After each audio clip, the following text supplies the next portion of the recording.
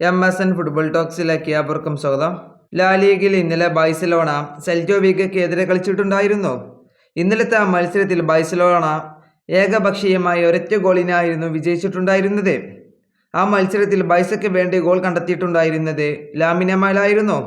എന്നാൽ ഇന്നലത്തെ ആ മത്സരത്തിൽ ബാഴ്സലോണയുടെ സൂപ്പർ താരമായിട്ടുള്ള ലാമിൻ യമാലിന് പരിക്ക് പറ്റി താരത്തിന് ഗ്രൗണ്ടിൽ നിന്നും പുറത്തു പോകേണ്ടി വന്നിരുന്നു.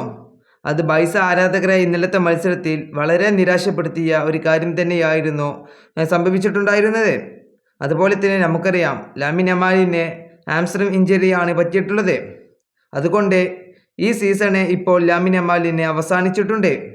ഇനി ഈ സീസണിൽ ലാമിൻ യമാലിന് ഒരു മത്സരവും കളിക്കാൻ കഴിയില്ല. ഇനി താരത്തിന് റെസ്റ്റ് ആണ് ഇപ്പോൾ ബാഴ്സലോണ മാനേജ്മെൻറ്റ് കൊടുത്തിട്ടുള്ളത്. അതുപോലെ തന്നെ അദ്ദേഹം വേൾഡ് കപ്പിന് മുമ്പായി തിരിച്ചെത്തുമെന്നും ഇപ്പോൾ പ്രതീക്ഷിക്കുന്നുണ്ട്. നമുക്കറിയാം ഇത് താരത്തിൻ്റെ ആദ്യ വേൾഡ് കപ്പാണ്. ഈ വേൾഡ് കപ്പിൽ ലാമിൻ യമാൽ ഉണ്ടാകുമെന്ന് സ്പെയിനിൻ്റെ ആരാധകരെല്ലാം വിചാരിച്ചിരുന്നു.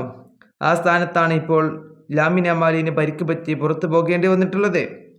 എന്നാൽ താരം വേൾഡ് കപ്പിന് മുമ്പ് തന്നെ തിരിച്ചെത്തുമെന്നാണ് ഇപ്പോൾ ബാഴ്സ ആരാധകരും സ്പെയിനിൻ്റെ ആരാധകരും പ്രതീക്ഷിക്കുന്നത്. ഏതായാലും താരം മികച്ച രീതിയിൽ തന്നെ ഊർജിതമായി തന്നെ വരട്ടെ എന്ന് നമുക്ക് പ്രാർത്ഥിക്കാം. അതുപോലെ തന്നെ നമുക്കറിയാം ഈ സീസണിൽ ബാഴ്സലോണയ്ക്ക് വേണ്ടി ലാമിൻ യമാൽ 44 മത്സരങ്ങളാണ് കളിച്ചത്. അതിൽ നിന്നും 23 ഗോളും 17 അസിസ്റ്റും താരം നേടിയിട്ടുണ്ട്. അതൊരു മികച്ച കണക്ക് തന്നെയാണ്. ഫുട്ബോൾ വാർത്തകൾ അറിയാൻ വേണ്ടി നിങ്ങൾ ഈ ചാനൽ തീർച്ചയായും ഫോളോ ചെയ്യുക.